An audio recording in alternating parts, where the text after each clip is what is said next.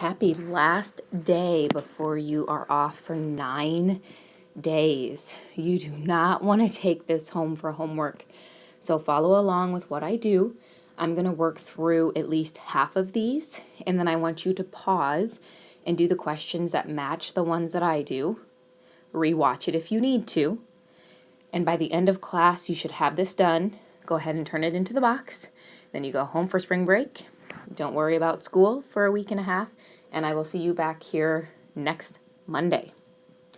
All right, so at the top, 1 through 5, similar figures have congruent angles. So corresponding angles, the angles that match up, are the same, and the sides are in proportion. So if I look at angle M right here, I look for the angle that matches that or lines up with it on the other figure, which is right here. So I would say that angle M corresponds to angle J. So I want you to stop, and I want you to find angle L, which is right here, and I want you to tell me which angle corresponds with angle L. Go ahead and pause if you need to, and make sure that you label it. Notice how I labeled my angle with this angle sign right here. Okay, you should have numbers 1 and 2 filled out on your worksheet now. I'm going to move on to number 3, and I am going to take away all of the markings for angles, and now we are going to talk about the sides of a triangle. This indicates a line segment. So if you look over here, line segment JL is this piece right here, and it says that JL is 18. All it's asking for is what side corresponds, so which side of my bigger triangle on this one matches with side JL. Well, it's this one, and if you look, that goes from M to O, so that would be line segment MO. Make sure you put a line segment above it. Now you go ahead and look at line segment MN, which is this one, and you go ahead and tell me what line segment matches that on the smaller triangle. Pause the video to complete number 4. And number 5 is asking for the ratio of the lengths of the corresponding sides. If you would match up your sides and write them as a ratio, like your big triangle to your small triangle, you could do this 3 different ways. First, I'm going to look at these 2 sides because they are corresponding. If I write those as a ratio is a fraction, it would be 24 over 18. You would want to simplify that. Or maybe you want to do 20 to 15. I'm going to write this one over here. So basically, make sure that you set up your ratio, which is a fraction, and then make sure that it's in simplest form. If I simplify 20 over 15, I can divide those both by 5. So that would be 4 over 3. I would want to make sure that it's the same for all of my sides. So I want to make sure that this one is the same too. 24 and 18 can both be divided by 6. So 24 divided by 6 is 4, and 18 divided by 6 is 3. And if you look, that's definitely a consistent ratio. So the ratio of my triangles is 4 to 3. Knowing that similar figures have congruent angles for corresponding angles and proportional sides for corresponding sides, now you can find missing pieces of similar figures. So first I'm going to do number 6. I would want to set up proportion because I know that sides are proportional.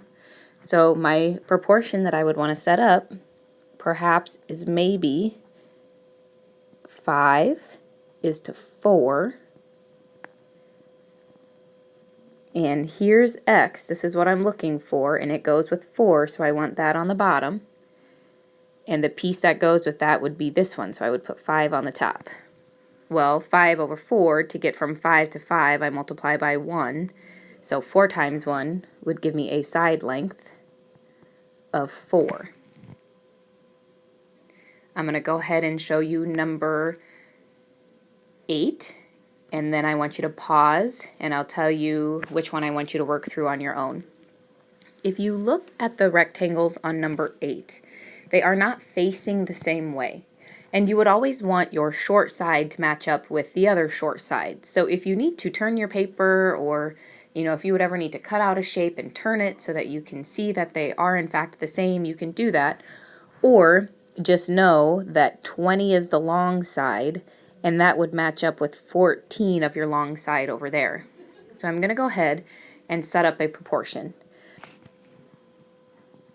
The proportion that I'm going to set up is going to look like, I'm going to do my long side over my short side. So 20 over x, that's everything on my left rectangle. That's equal to my right rectangle, and 20 is my long side, so I would want my long side up on top. So I would put 14 over 6. From here, I'm going to use all of my strategies that I have to solve a proportion. Perhaps I look for an easy relationship. There is no easy relationship between 20 and 14. So then maybe I want to simplify this fraction and get 7 over 3. That still doesn't give me a nice easy relationship between 20 and 7. So then I am going to use cross products, and my cross products would give me 20 times 3 and 7 times x. 20 times 3 is 60, and 7 times x is 7x. Then I would just divide by 7 on both sides. And if I go do that division, 60 divided by 7, just go ahead and work out that decimal. 7 goes into 60 8 times. 8 times 7 is 56. I subtract and get 4. Bring down my 0. 7 goes into 40 5 times. 5 times 7 is 35. Bring down a 0. 7 goes into 50. 7 times, that is 49. Bring down another 0. Goes in 1 time. And as you can see, we have a decimal that goes on for a while. So we're just going to go ahead and round it, and we're going to say that this is x is 8.6. Okay, go ahead and stop, pause, rewind this, watch how I set up my proportions, and I want you to go ahead and work through number 7.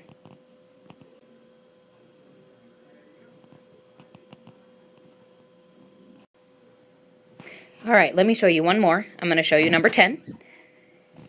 Again, we're talking about finding the missing side lengths, and sides on similar figures are in proportion. So I know that I'm going to have to set up a proportion. So I am going to set up my matching sides. This time I'm going to do 8 is to 5 because they sit in corresponding positions. Since 8 is on top, I need to put 4 on top over here, which means that I put x down here. If you look, there's a relationship here. To get from 8 to 4, you simply divide by 2. So you could take 5 and divide it by 2. If you have $5 and split it 2 ways, each person gets $2.50. So that would be 2.5. Or, again, you could use cross products. You could do 5 times 4, which is 20, and then divide that by 8, and you'll get 2.5 again. Go ahead and stop, and I would like you to try number 9.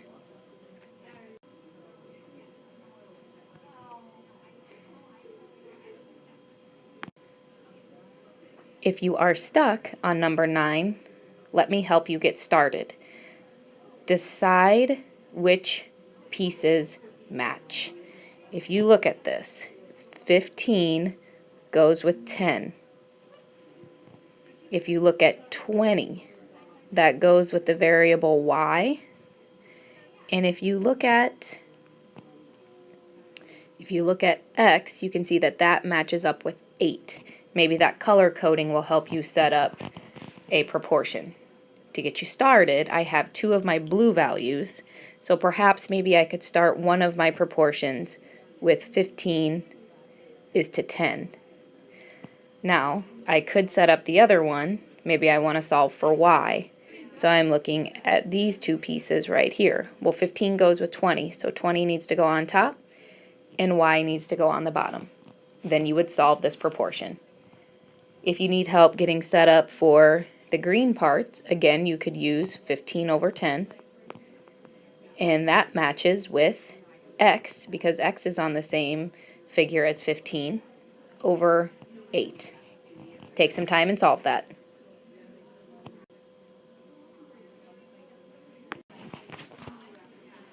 And last but not least on this page, before I show you one of the story problems, go ahead and pause this video and try to set up and solve number 11 all on your own.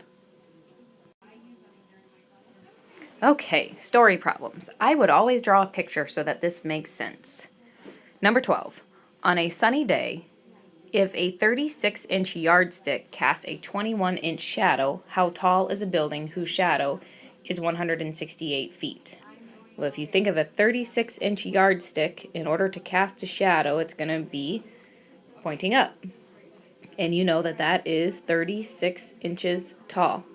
And shadows always show up on the ground. And that shadow is 21 inches.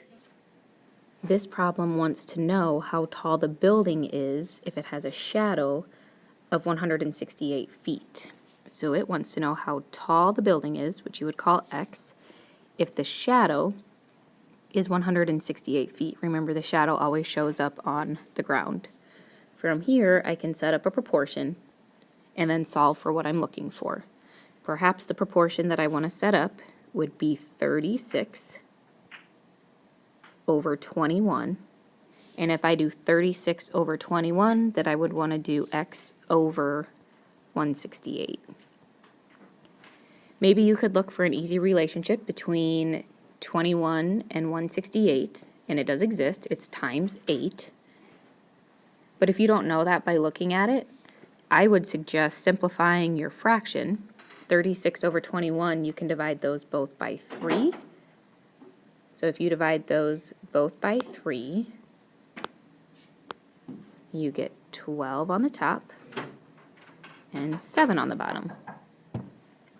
Then you could look for an easy relationship there as well, or use cross products. I'm going to go back to multiplying this one by 8.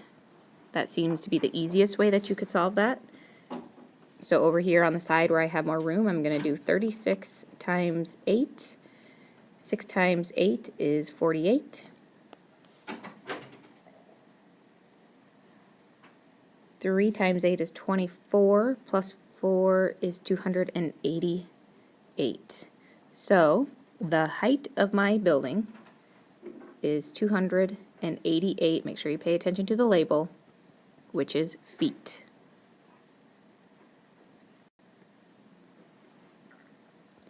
I'll go ahead and clear all of this off for you, and I want you guys to try number 13. It says Oregon is about 400 miles from east to west. That would be from side to side. So it is 400 miles from east to west.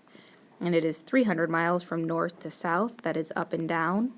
And it wants to know on a map, so on a smaller version of Oregon, if it's 15 inches tall, how wide is it? So that would be this. So go ahead and find a proportion, set it up, solve this. That's it. Have a happy spring break. I'm sorry I wasn't here today. I will miss you and look forward to seeing you next Monday. But I do hope that you have a good time and enjoy some time off of school.